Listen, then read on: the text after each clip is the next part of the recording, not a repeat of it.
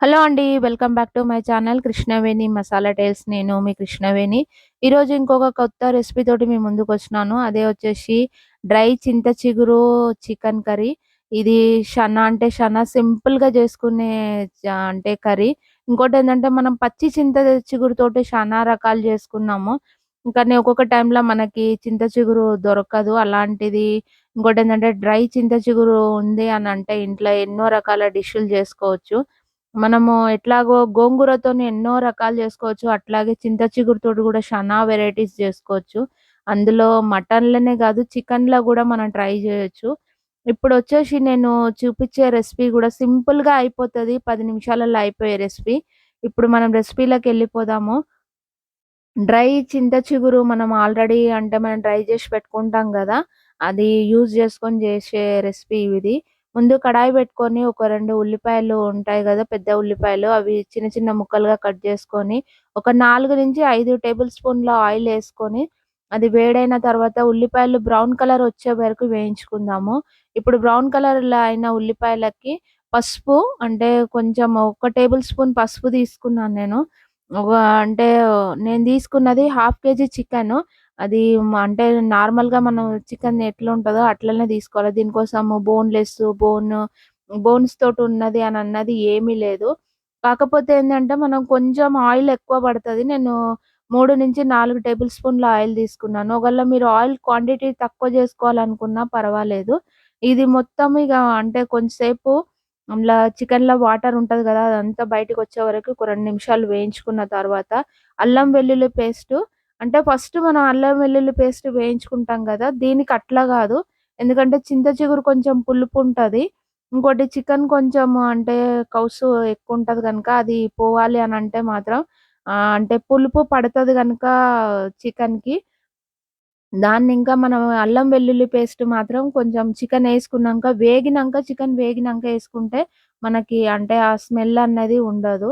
ఇప్పుడు అల్లం వెల్లుల్లి పేస్ట్, ఉల్లిపాయలు, చికెన్ అంతా వేగిపోయింది. అంటే ఇప్పుడు నేను వేసుకున్న ఆయిలు, అట్లాగే అంతా అంటే ఆయిల్‌లోనే నేను చికెన్‌ని వేయించుకున్నాను. వాటర్ అంతా మనం డ్రై జేసి పెట్టుకుంటే ఎక్కువ వాటర్ అన్నది రాదు చికెన్‌లోకెళ్ళి.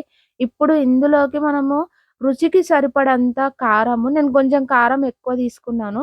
మీరు కారం ఎక్కువ తినాలనుకుంటే మీరెక్కువ ఏసుకోండి. ఎందుకంటే నేను తీసుకున్న చింత చిగురు షనా పుల్లగా ఉంది.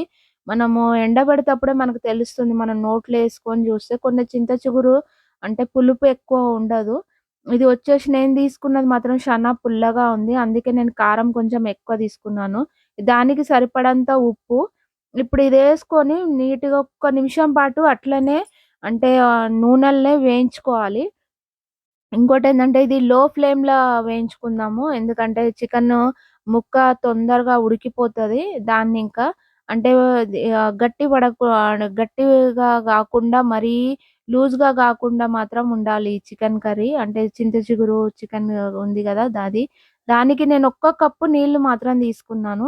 ఒకవేళ మీరు గ్రేవీ ఎక్కువ గావాలి అని అనుకుంటుంటే మాత్రం మీరు ఇంకా కొంచెం నీళ్ళు యాడ్ చేసుకుంటే సరిపోతది. నాకు సరిపోతది. ఒక కప్పు అంటే హాఫ్ కేజీ చికెన్‌కి ఒక కప్పు వాటర్ యాడ్ చేసుకుంటే నాకు సరిపోతది.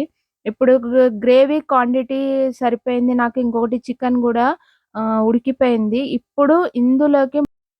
ఇప్పుడు ఇందులోకి మనము గరం మసాలా వేసుకుందాము. అది నేను ఒక్క టేబుల్ స్పూన్ గరం మసాలా తీసుకున్నాను. హోమ్‌మేడ్ గరం మసాలా తీసుకున్నాను. అంటే ఇవంతా మనకి సింపుల్‌గా ఇంట్లో ఉండే అంటే నార్మల్ మసాలాలతోటే దీనికోసం ఎక్కువ మసాలాలు మనం యూజ్ చేయాల్సిన అవసరం లేదు. ఇప్పుడు ఈ గరం మసాలా పట్టించిన తర్వాత ఇప్పుడు మనం ముందే అంటే డ్రై జేసి పెట్టుకున్న చింత చిగురు ఉంటది గదా! ఇది ఎండల డ్రై జేషింది. ఓవెన్‌ల గాదు. ఎండల డ్రై జేషినాము. ఇగ అది వేసుకుందాం. నాకు హాఫ్ కేజీకి నాకు కొంచెం పులుపు ఎక్కువుంది గనక నేను అంటే కారం గూడా నేనెక్కువ తీసుకున్నాను గనుక దానికి సరిపడంత నేను చింత చిగురు తీసుకున్నాను. డ్రై చింత చిగురు.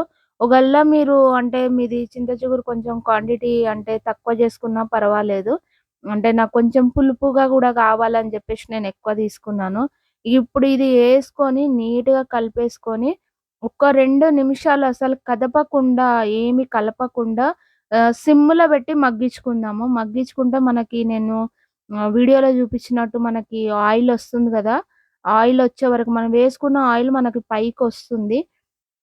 ఇప్పుడు రెసిపీ అంతా ఇప్పుడు నేను చూపించిన విధంగా అంటే నాకెంత క్వాంటిటీలో నాకు గ్రేవీ కావాలనో అంత క్వాంటిటీలో వచ్చేసింది. కానీ చికెన్ మాత్రం ఎక్కువ ఓవర్ కుక్ చేయకండి.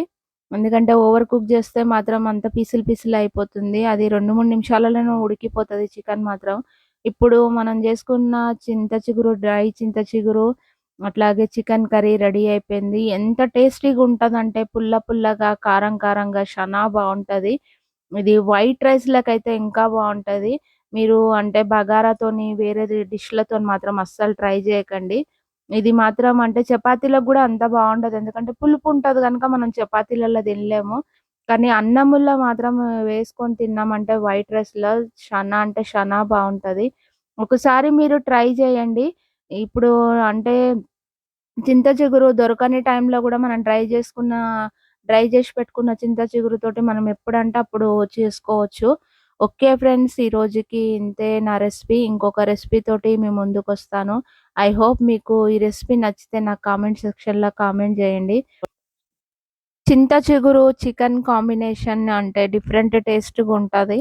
అంటే చింత చిగురు అంటేనే అంటే పుల్లగా ఉంటది. అంటే అది దాని కాంబినేషన్‌కి ఏది ఏసినా గూడా మటన్‌లో ఏసినా గూడా బావుంటది.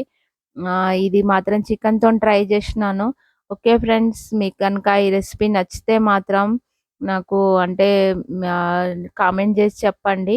ఆల్రెడీ ఒకసారి జెప్పినాను కామెంట్ జేయండి అని. మరీ మరీ జెప్తా ఉన్నాను. ట్రై చేయండి ఇంట్లో మాత్రం.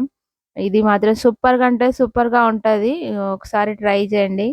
ఓకే ఫ్రెండ్స్, ఉంటాను. బాయ్.